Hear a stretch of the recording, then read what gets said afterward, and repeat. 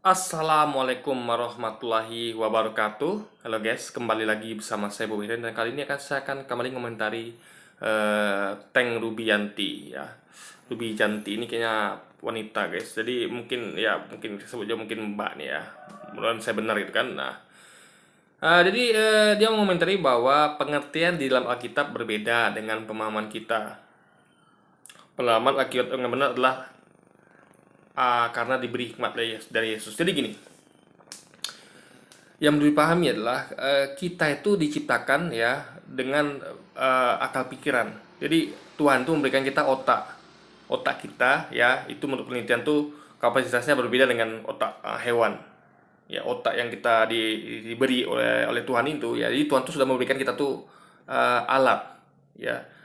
Apa namanya semacam alat atau instrumen gitu ya namanya otak untuk agar kita berpikir, dan otak kita diciptakan itu berbeda dengan otak hewan, kemampuan berpikirnya berbeda. Nah jadi kita tuh dikasih modal itu oleh Tuhan. Jadi Tuhan tuh sudah memberikan kita tuh perangkat keras yang sudah sempurna, yaitu namanya otak. Jadi ini sudah sempurna. Tuhan tuh sudah memberikan yang terbaik untuk kita, yang kita tuh lebih tinggi daripada hewan ya karena tinggal kita bagaimana menggunakan otak kita ini yang diberikan oleh Tuhan ini ya karena Jadi apa ya? Jadi kalau dalam Islam ya, kita kembalikan ke Islam dulu ya. Islam tuh namanya hidayah.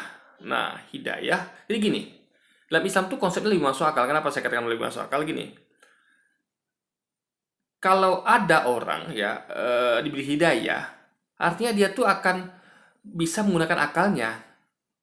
Jadi yang selama ini tidak menggunakan akal tuh jadi bisa menggunakan akal. Jadi dia tuh tidak lagi percaya begitu saja dengan apa orang lain katakan tanpa gunakan akal. Nah, Allah kasih hidayah, artinya Allah tuh kasih dia tuh kemampuan untuk menggunakan akalnya. Nah, paham ya? Jadi justru hidayah itu adalah berhubungan dengan akal.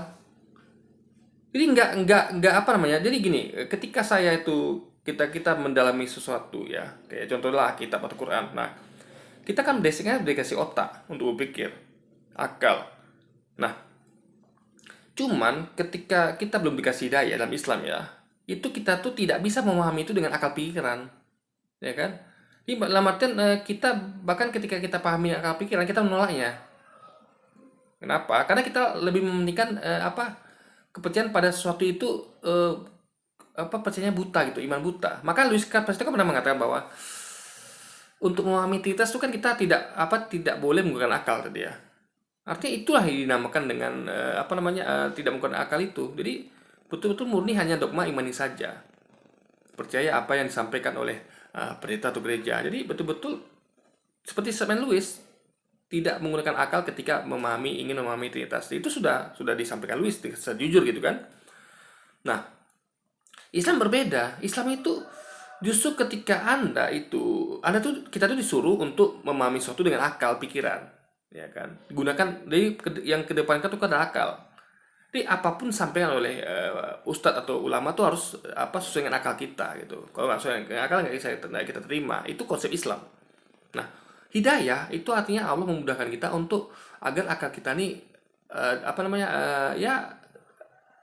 terpakai gitu guys. Jadi kita tuh diarahkan supaya kita tuh jadi kayak sesuatu tuh fungsi otak kita tuh dimaksimalkan oleh Tuhan, oleh Allah gitu. Jadi ibaratnya kayak ada kemampuan orang berpikir tuh mampet di Allah buka kemampuan berpikirnya sehingga dia tuh bisa berpikir dengan baik dengan akalnya gitu. Nah, kalau dalam pemahaman kalau dalam pemahaman Louis ya kalau atau Teng Rubianti justru akal itu dimatikan gitu. Dan Louis sudah mengakuinya kan. Nah, jadi diberi hikmat dari Yesus tuh tandanya apa? Jadi parameternya nggak jelas itu kan? Apa tandanya diberi hikmat dari Yesus? Apakah tanda itu buktinya adalah berupa dengan apa yang dipahami sesuai dengan apa yang dikatakan pendeta? Kan berarti itu parameternya nggak jelas guys. Maksudnya tuh harusnya kan bukan kita tuh percaya dengan apa orang katakan gitu saja, dogma gitu kan, tapi kita tuh kan harus gunakan akal gitu loh. Nah jadi itulah bedanya Islam dengan agamanya Mbak Teng Rubianti ini. Kalau kita mengedepankan akal, ini justru hidayah itu adalah hikmat yang Allah berikan agar kita tuh menggunakan akal. Akal kita tuh terpakai, guys. Dimaksimalkan akal kita. Nah, kalau mereka kan tidak. Ya kan, jadi justru pemahaman itu mereka justru tidak paham gitu. Karena memang betul-betul strict ikut dogma gitu, guys. Jadi apapun yang dikatakan pendeta, mereka ikutin. Ya kan? Jadi di bawahnya lagi adalah percaya firman yang tertulis di Alkitab dan mohon tuntunan Tuhan, bukan asal mendengar dan sebagainya. Justru kita tidak asal mendengar dan sebagainya. Kita tidak pernah mendengarkan lalu kita percaya itu saja.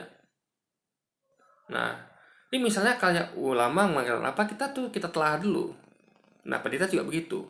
Contohnya kayak aku dan Bapak adalah satu. Ini kalau kita pakai logika ya, namanya aku dan Bapak itu ada dua oknum pribadi. Lalu dikatakan satu. Satu apa dulu?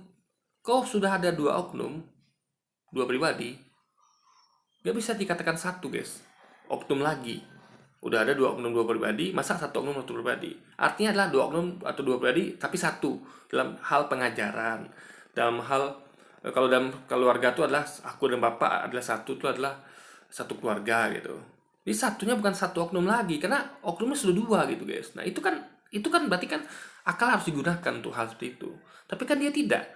Dia memahami aku dan Bapak adalah satu, ya satu oknum satu pribadi. Gimana bisa dua oknum sama dengan satu oknum? Kan nggak bisa begitu. Aku dan Bapak itu dua oknum, dua pribadi, udah fix. Kok bisa dimaknai satu itu adalah satu oknum? Berarti berkoordinasi dengan yang dua oknum tadi gitu. Tapi harusnya diartikan bukan satu oknum, tapi satu dalam hal keluarga atau satu hubungan antara Tuhan dengan nabinya gitu, guys. Nah, jadi di situ ini justru dalam Islam tuh lebih logis ya. Hidayah dia maksud dalam Islam itu adalah Allah tuh sekali lagi ya, ini ulang nih, adalah memberikan kita tuh kemampuan untuk menggunakan akal kita dengan penuh, dengan maksimal, ya kan. Jadi kita tidak pernah jadi kalau kita mengatakan bahwa jangan percaya percaya firman tulis dalam kitab dan memohon tuntunan dari Tuhan bukan asal mendengar, itu sesungguhnya terdiri pada dirinya. Dia hanya mendengarkan apa yang pendeta katakan dan dia tidak menelahnya lagi. Percaya begitu saja dengan katakan bahwa aku dua adalah satu. Tapi satu apa dulu gitu kan? Harusnya kan dikaji lagi gitu, guys. Nah, jadi di situ poinnya ya kan. Oke, jadi mungkin sekian dulu aja video kita kali ini. Sampai jumpa lagi di video selanjutnya. Wassalamualaikum warahmatullahi wabarakatuh, guys.